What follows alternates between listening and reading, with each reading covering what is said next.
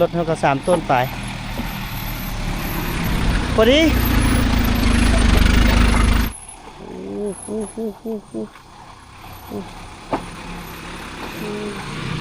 โอ้เสียงแฮง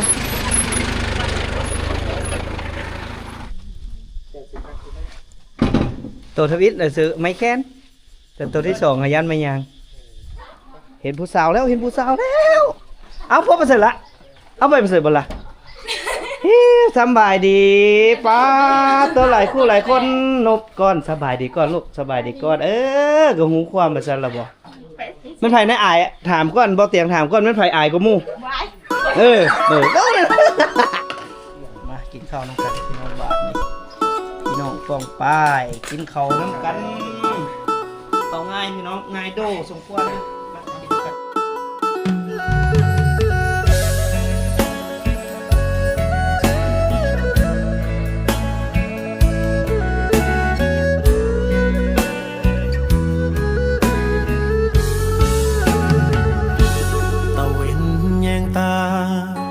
เวลา6 โมงแลงบัวควายกำลังเข้าแหล่งแกว่งหางไล่ยุงในคอส่วนตัวของเฮาเมื่อรับจ้างเขาอยู่เมืองบางกอกมานอนไล่ยุงในตรอกขายแหงสู้แบบวันต่อวันป่านนี้บ้านเฮากินข้าวแลงห่วมผ้าม่วนใจจำปนปลาเข็งแม่ไข่ลวกยอดผักใส่ข้างบ้านมาเดินกินข้าวเสียงยายเท่าเอาลูกหลานแต่เฮาหลายปีที่ผ่านบิ่งไล่ความฝันต่อไปตอนนี้กำลังเตรียมคนซีเมนต์พี่น้องเอ้ยเต็มคันรถเลยเครื่องในมื้อนี้เนาะกำลังจะเดินทางไปเฮ็ดห้องน้ำให้กับโรงเรียนบ้านกระจามน้อยเนาะเอาสบายดีเนาะพี่น้องพบกับบ่าวตือคำหน้ากายมื้อนี้ก็อยู่กับเบ้าสุขสันต์คือเก้าพี่น้อง2ไอ้น้องกำลังเดินทางไปบ่มัดบ่ได้อยู่ดอกเนาะได้อยู่เนาะฝานั้นมากับปะชนิดเลยแต่ทางก็ยากสุควรจะได้ไปเส้นทางการเดินทางของพวกเราจะเดินทางไปทางหลังข้างพี่น้องระยะทางรวมๆแล้วโอ้บ่อยากคิดเลย100 กว่ากิโลบ่สุกไปกับ300 กิโลกับสภาพน้ำมันที่ราคาแพงในมื้อนี้ยังเพิ่นเติมติเดี๋ยวเราไปเติมยมราชแล้วเนาะจักสิมีบ่มีได้พี่น้องเพิ่นว่าน้ำมันลง900กีบก็เหลืออยู่ 41,000 แต่ว่าสิลงแท้หรือบ่เดี๋ยวมาลุ้นน้ำกันว่าตอนประกาศน้ำมันลงนี่ปั๊มสิเปิดหรือสิปิดมาเบิ่งน้ำกัน เอาเส้นทางของเราก็เตรียมเดินทางไปทางหลังข้างพี่น้อง100 กว่ากิโลใครทางในวะอึ๊บโอ้ต้องเลยดึงบนแห้งบ่เอาไม่อย่างอันนี้คือมีน้ำแม่เมื่อวานน้ำแอร์ก็มีตัวหนูขึ้นมาก็ฮะมันไปละบุ้งตีมือนี่จากคืนนะเข้ามามันเต้นอยู่แถวนี้แหละไปแต่เฮารถเฮามีแอร์อยู่เนาะมีเพราะว่าไปพ้นขี้ฝุ่นแน่นอนละเอาเตรียมโตเดินทางกึ๊บเรียบร้อยไปแต่เฮาโอ้ลืมอัดตัว100 กว่ากิโล 4-5 ชั่วโมงแล้วอัดตัวก็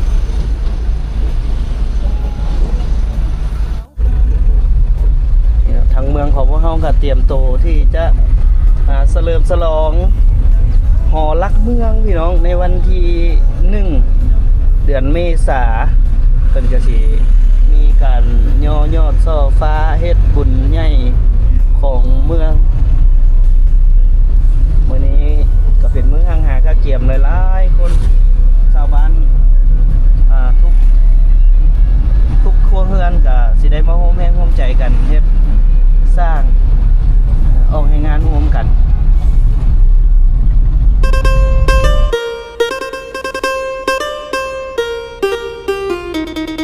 เ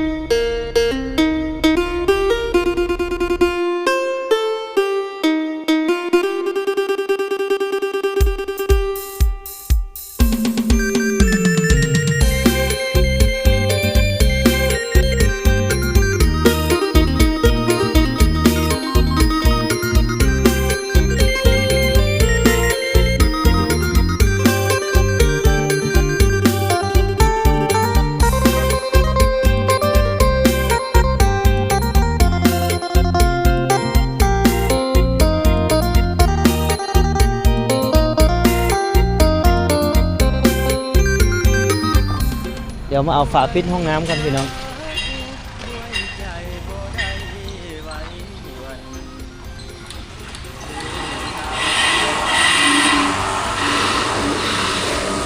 เพิ่นกำลังผลิตดินบล็อกอยู่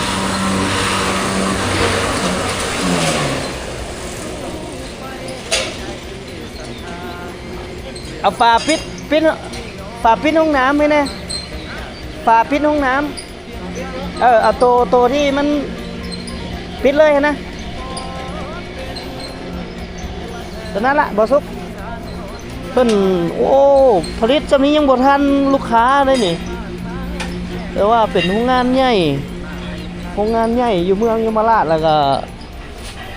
เพิ่นส่งในเทศบาลสลายคนเอาไปขายก็มาเอาอยู่นี่แหละโรงงานเพิ่นนี่แหละทุยเจริญบริการดีทุยเจริญพี่น้องคนส่งแบบบริการเต็มที่สิไปส่งบ่นี่โอ้เสาเฮือนตี้นี่นะโอ้เห็นบอกบริการถึงที่เลยสบายมีเคนมีอย่างเนาะสั่งอยู่นี่สบายเลยเอาฝานะฮะเนี่ยฝาอันห้องน้ำมันนะเอาฝาปิดแข็งอันนึงบ่เอาตัวปิดเลยเด้อเพิ่นไปส่งถึงที่เลยสบายพี่น้องเพิ่นยกลงให้สบายเลย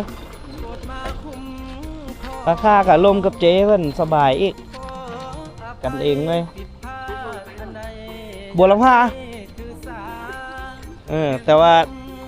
ต้องอยู่นี่มันคักขนาด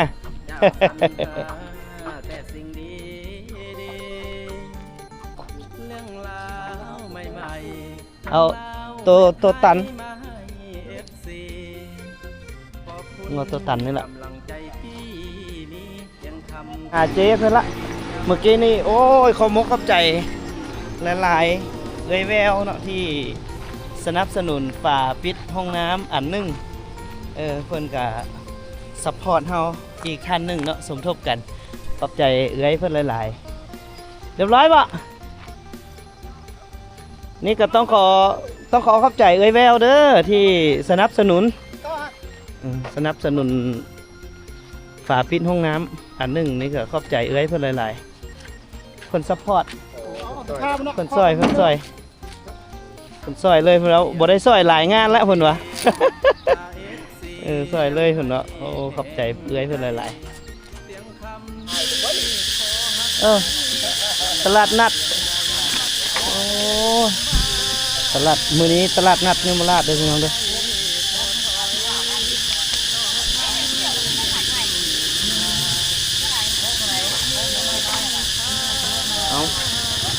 พอดี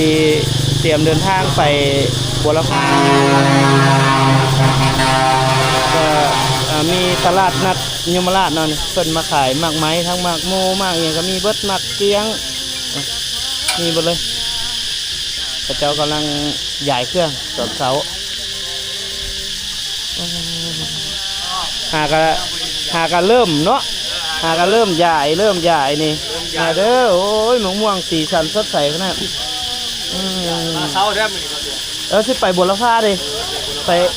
ไปมอบวงกบบัวลำพาโรงเรียนเฮ็ดโรงเรียนเฮ็ดห้องน้ำพี่ตัวพร้อมโอนมากไหมตัวน้ำอ้อยหวานๆก็มีขายได้น้ำอ้อยหวานๆหอมๆฮะทุก30แถมน้ำแข็งพร้อมมาจัดมาทุกนึงยังไม่มีน้ำแข็งห่านโอ้ยป่านนั้นเราแถมน้ำแข็งครับผมมีอันนี้ก็ขนมหวานขนมแซ่บนี่คืองามเลยเฮ้ยแม่ค้ายิ้มเนี่ยยิ้มเนี่ยด้วยถุงเท่าไหร่ขนมล่ะ10,000ถุง10,000หมานถุงนึงมาเอาบอกเอาน้ำแข็งมาบอกน้ำแข็งผัดยั่งอยู่มานี่ขนมเจ้าถุงนึงถุงนึงจ่ายใบแสนเลยได้ไหมได้สแกนเนาะได้สแกนได้ขายดีทางขายเล็กขายอย่างหลายได้บ่ซุกอยู่นี่เส้นทางนี้นี่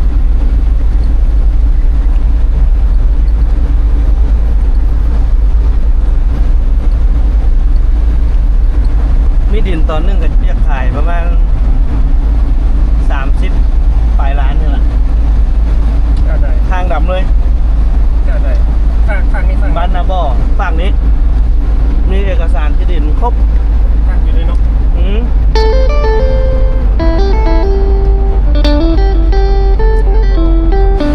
ทางนี้กำลังถมดินเลย อยู่เขตบ้านนาโซก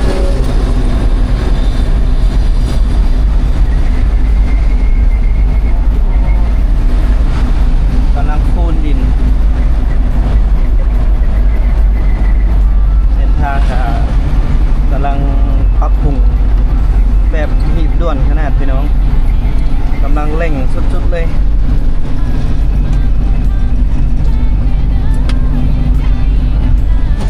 ทางจุดนี้กว้างได้พี่น้องเขตนี้ไปนี่กว้าง เพราะว่าเขาเจ้าถมออกสองฝากนะทางฝากเบื้องซ้ายได้เบื้องขวาได้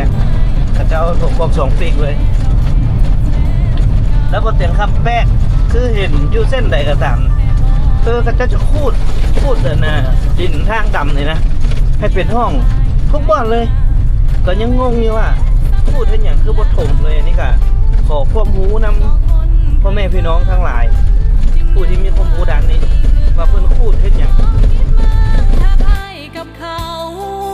เป็นแค่น้องสาวก็พอ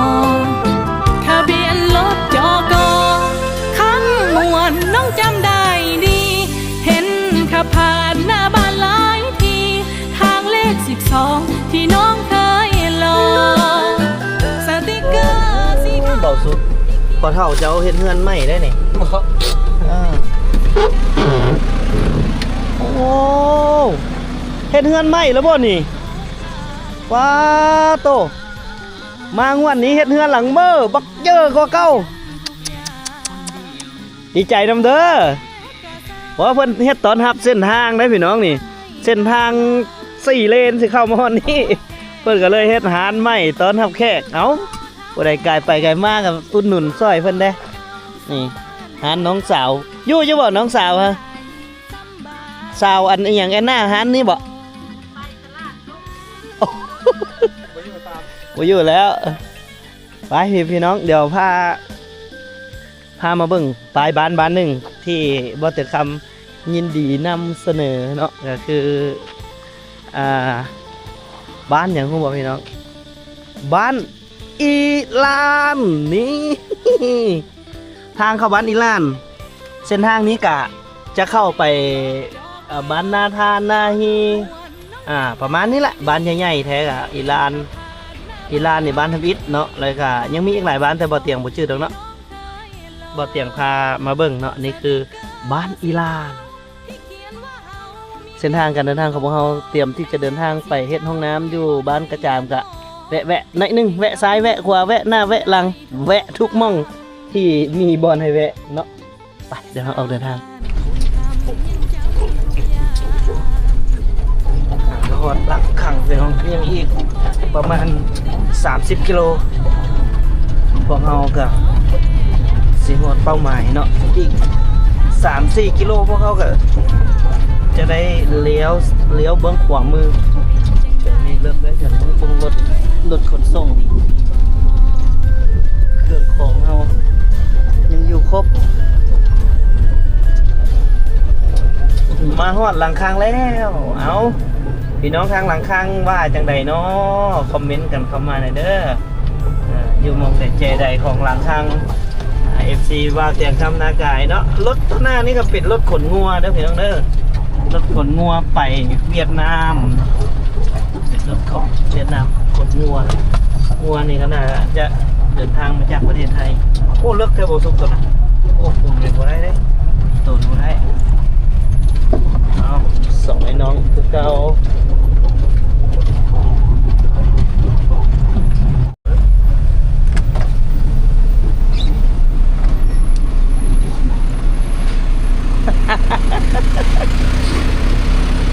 สาวหลังคังเอาพอแล้วพี่น้องนี่น้องกำลังเลิกเฮียนอีกอีกประมาณ24 ลัก26 ลักน้องพวกเขาจะเลี้ยวขวา เข้าไปจะเป็นเส้นทางตัดออกไปสู่ตัวเมืองบุรพาแต่ของเราจะไปบ้านกระจาบยังอีก26ลักที่ทรหดที่สุดจังไดก็ฝากติดตามให้กำลังใจสองไอ้น้องพวกเราหน่อยเด้อพี่น้องเด้อหลังคังหอดแล้วหลังคัง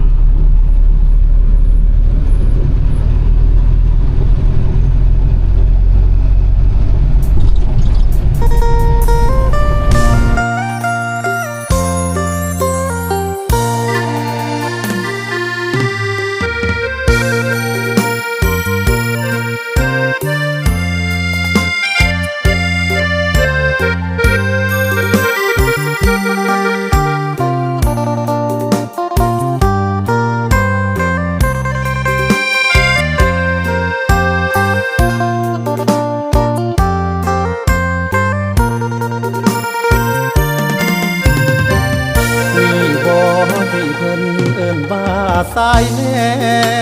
นอยู่คนละแดนยังได้มาเป็นแฟนกัน ที่จริงเส้นทางสายนี้นี่วิวงามเลยเนาะคาดว่าเส้นทางเส้นนี้เพิ่นลงทางต่ำเบิดแล้วนี่โอ้วิวงามสุดเลยดูไหมบรรยากาศนะขนาดสุดเลย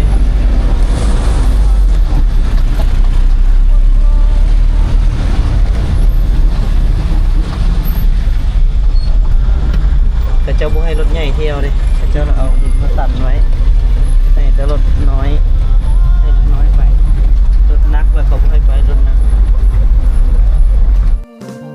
บ้านโคนเจริญคือหังหักเขาสองคนผ่านกี่แดดฝนกี่หนาวบนทางสร้างฝันกอดกันร้องไห้หลายคราวยังสู้กัดฟันอยากยืนข้างกันแม้วันยากปางตาด้วยเกียร์ธรรมดา ทางอยู่เนี่ยโอ้สุดยอดพี่น้องเอาเต้นเดาะเต้นดองโอ้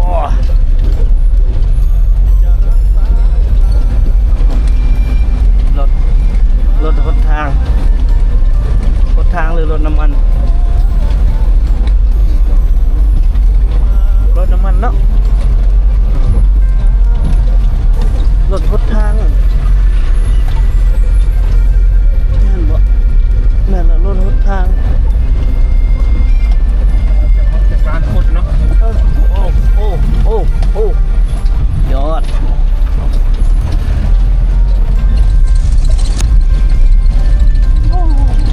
เรือนหลังนี้สู้ชีวิตขนาดเลยมาอยู่คู่แฝดโอ้มาอีกแล้ว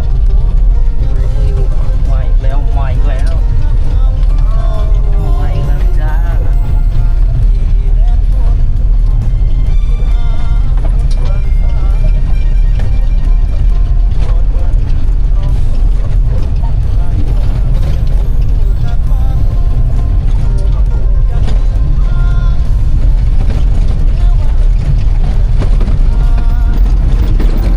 ธรรมชาติของแท้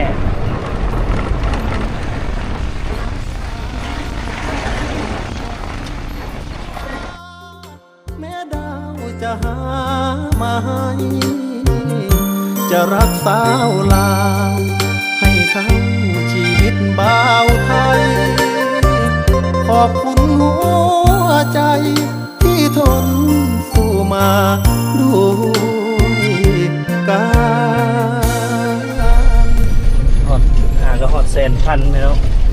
บ้านแสนพันโอ้ยอดที่จริงเขามาเส้นนี้แล้วแม่นมันไกลกว่าแต่ว่าขัวมันบ่ได้เรื่องเลย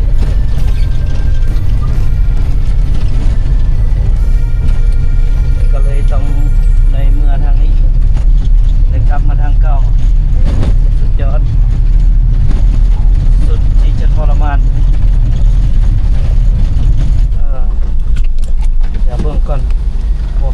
ไต่ได้บ่ไต่ได้บ่สุกรถเฮานี่โอ้ย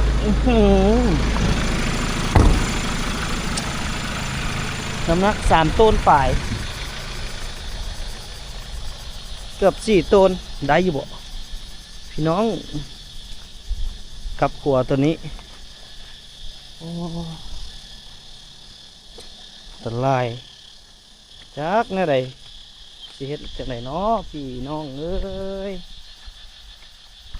มันไปทางพุ่นเด้ไปได้อยู่บ่โอ้ยุ่งเลยพี่น้องเอ้ยสิไปจุดใดเจอใดมองใดไปได้อยู่บ่เดี๋ยวเฮามาเบิ่งคำเตือนเขาเจ้ากันว่าขัวนี่ไปได้เท่าไหร่3ต้น5โอ้นี่เอาน้ำหนักรถเขากะประมาณ3ต้นปลายคือกันเป็นกำหนด3ต้น5รถเฮานี่ประมาณ3ต้น6ลื่น100 กิโลหรือว่าประมาณ3ต้น5ยู่ๆกันนี่แหละพี่น้องประมาณ3ต้น5เพราะรถนี่ก็ต้นปลาย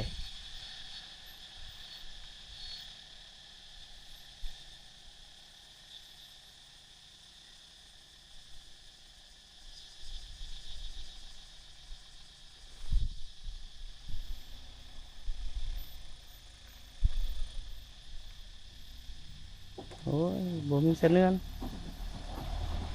ได้น้ำหนัก3ต้นปลายรถเท่ากับ3ต้นปลายพอดี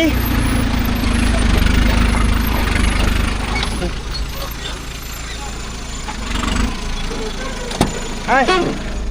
เสียวๆแล้วมันสั้นเนาะ บ่ก็ธรรมดาน้ำหนักสำนี้ได้อยู่เพราะว่ารถเท่ากับ3ต้นปลายคือกันเราพอดีกับเพิ่นกำหนดไว้อยู่ลงหลุมแม้แต่รถเบาไอ้ก็ยังบุกล้าไต่หัวตัวนี้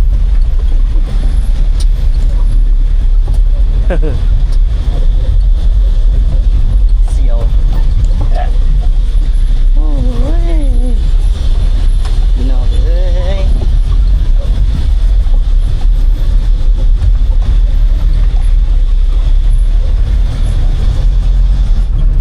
บ้านนาตั้งใจเป็นบ่บ้านนาตั้งใจครับบ้านนาตั้งใจโรงเรียนในเป้าหมายคือกันอันนี้ก็ได้แล่นไฟเพิ่นขอไฟฟ้าเข้าโรงเรียนเพิ่น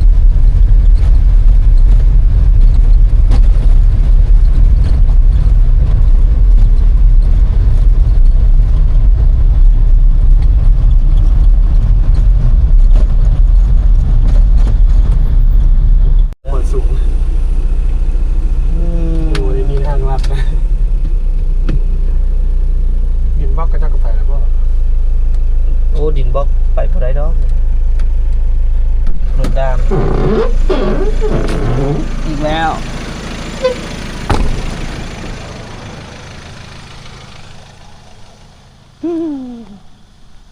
มีแต่ขัวแบบสิพี่น้องเอ้ย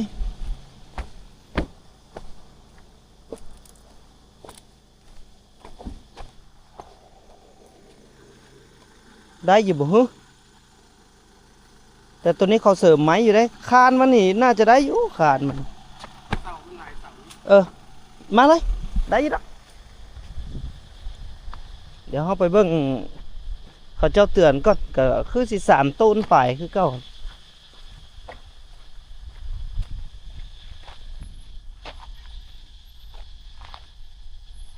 3ต้น5คือเก่า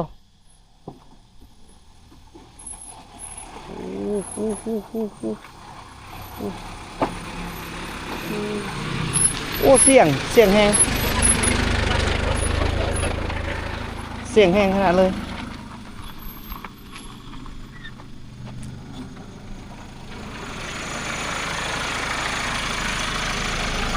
โอ้เป็นตายานเลยเล่นไวโพด เห็นนะ ค่อยไป เก่งแต่เก่งแม่ โอ้ไอ้จะตกใจ เห็นนะ ค ขัวมันใส่ในนี้เลยโอ้อันตรายบ่สุกอันตราย เก่ง อันตรายบ่เสี่ยงขนาดยากจะไปบนไดเลยสมมุติว่า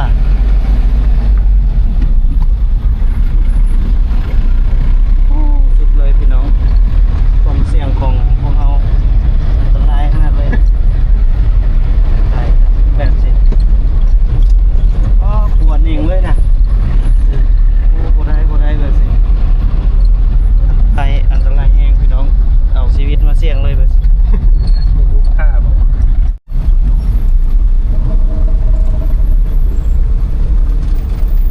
จอดเสียผมเล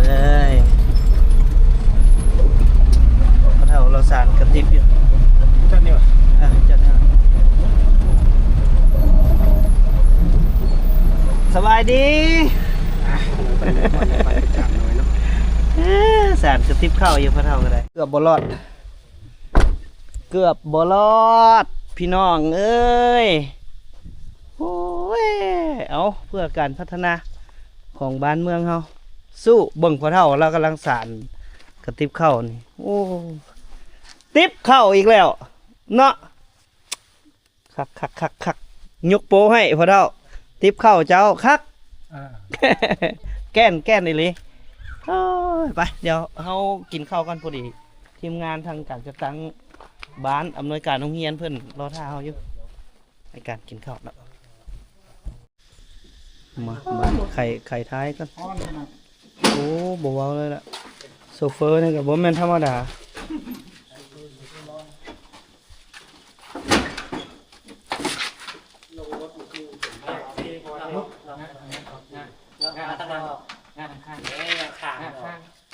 นี่ฮู้กับ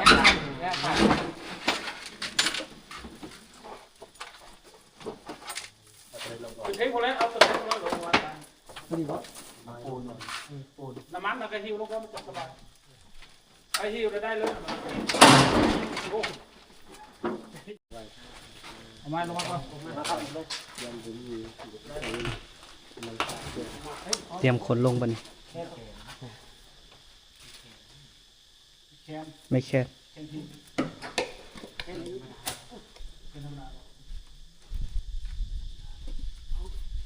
ค่อยเราว่าไม่ย่างบ่แม่นเนาะ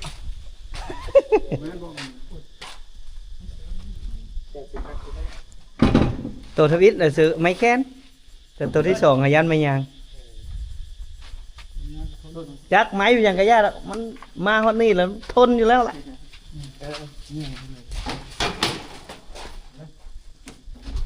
เอานี่ก็เตรียมคนทางซีเมนต์ทางอุปกรณ์เนาะลงมาฮอดพื้นที่ละยังดินบล็อกเพิ่นจะเอามาตำลังอันนี้ก็เพิ่นก็ยังรอท่าเนาะดินบล็อกแล้วก็พวกท่อพวกแข้งพวกไอ้หยังยังหลายอันนี่ก็ต้องขอขอบใจไอ้น้องพี่น้องบ้านบ้านกระจามที่มาสามัคคีกันขนลงเนาะอันนี้ก็เพื่อการพัฒนาบ้านที่เฮาเฮ็ดห้องน้ำของโรงเรียนพี่น้องมื้อนี้ก็ได้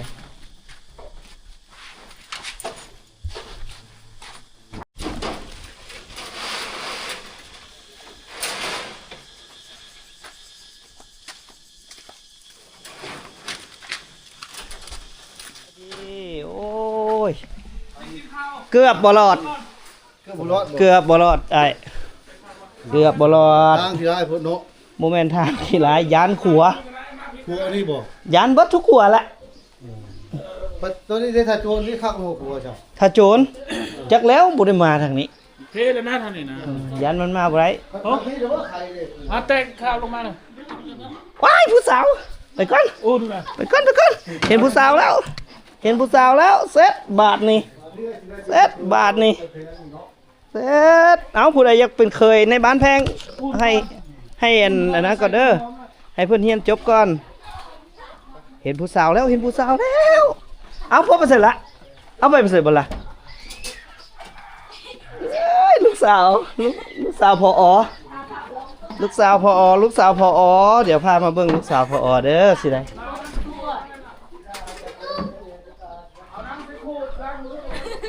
จ้าเว้ยเป็นแล่นนะอย่างลูกสาวพอแล้วแล่นหันนะ เอาโทรศัพท์ไปเก็บได้สำบายดีป้าตัวหลายคู่หลายคนนบก่อนสบายดีก่อนลูกสบายดีก่อนก็หูความมาซั่นละบ่ไผสิเป็นเล่นไปปุ๊บไปใส่อันนี้นี่สับล่อซ้ำเทวดาบ่ได้คือซาตานจักหน่อยได้บ่ได้อย่าไปปุ๊บนั่นแหม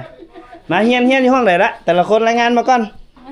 ม.4 ม.2 ไปเฮียนอยู่ไสม.นี่อ๋อหน้าตั้งใจโอ้เฮ็ดพี่จังกินเด้มื้อนี้โอ้บ่มีหยังกินเพิ่นว่าต้มไก่สูบกินเด้อมื้อนี้เด้ออุ่นก่อน อุ่นก่อนเอาต้มไก่พี่น้องฮอดแล้วป้อเพื่อสิฮอดบ่แม่นธรรมดาได้เพื่อสิฮอดพี่น้องเอ้ยเอาฮอดละกะผู้ดีมายอกน้องๆหน่อยนึงน้องๆลูกหลานบ้านเมืองโอ้4คนบาทนี่ป๊าดตุ๊บางสุกเอ้ยมีแต่สาวนักเรียนม.1 ม.2 ม.3 ม.4 ม.5 เห็นบ่อายติมันไผในอายถามก่อนบ่เตียงถามก่อนมันไผอายกว่าหมู่ต้องป้าบางสิรถสาวกระจำน้อยเฮาจวดไปเลยไปบ่ไปเบิ่งตัวแค่นมาอายบ่เข้าเรียนบ่ตะแลงเอาไปโรงเรียนตั้งใจเรียนเด้อตั้งใจเรียนเพื่อมาพัฒนาบ้านเฮาเด้อสบายดีหันหน้ามาสบายดีมานี่มาแล้วพี่ป๊าดเพิ่นว่าบ่มีสั่งให้กินเด้อเพิ่นว่ามีแต่ไก่นี่แหละบ่มีหยังให้กินได้นี่ก็แซ่บเถอะพี่น้องเอ้ยนี่แหละตอนรับขับสู่พี่น้องปองป่ายมาแต่ดึกแต่ไก่ป้าฮอดปุ๊บแต่งปั๊บโดดได้บ่แม่นธรรมดาเอาจังได๋ก็บ้านกระจามแต่เฮานี่บ่แม่นธรรมดามาถึงช่วงยามป่าเพิ่นนี่ก็บ่แม่นธรรมดาอีกเอาฮอดล่ะพี่น้องเดี๋ยวถ้าเฮากินข้าวกินน้ำซ้ำปลาขอบมุกขอบใจทางครูอาจารย์ทุกท่านที่ต้อนรับขับสู่เป็นอย่างดีโอ้ขอบใจหลายๆนั่นจะนำชายใจดีตัวนั้นนี่สิมันก็บ่ยากเนาะมีก็ได้บ่มีก็ยากแต่เฮาก็บ่อันนั้นปานใดเมื่อยปานนี้เราไปงับตัวตายแล้วพี่น้องเอ้ยเอาไปจะเฮากินข้าวก่อนพี่น้องบ่ดิกินข้าวก่อนมากินข้าวนำกันพี่น้องบาทนี่พี่น้องป้องป้ายกินข้าวนำกันข้าวง่ายพี่น้องง่ายโดสมควรอยู่มากินนำกันจ้ะ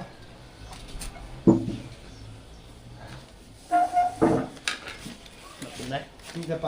จนมีผู้เอาเนาะไปมาทุกบ่สิเอาสาวบดซอกหรือเอาสาวกระจามนี่ให้ได้สาวมันก็อยู่ใกล้ๆเพื่อนเจ้าที่เขาประเทศจีนก่อนนะลืมแล้วโบคนไทยโบได้ออกไปเลยนะนางทองบ่นางทองหมดตัวแค่นี้ได้เอามาซอยบ้าทุกบุไปใช่บุไปหาเงินนะครับเนี่ยคือว่าไปอยู่เมืองอยู่เมืองไปทำงานกับบุไปอยู่เมืองกับพ่อกินคนนึงนั่นแหละครับแบบเห็นต้นยามนาเท่านั้นได้คนนั้น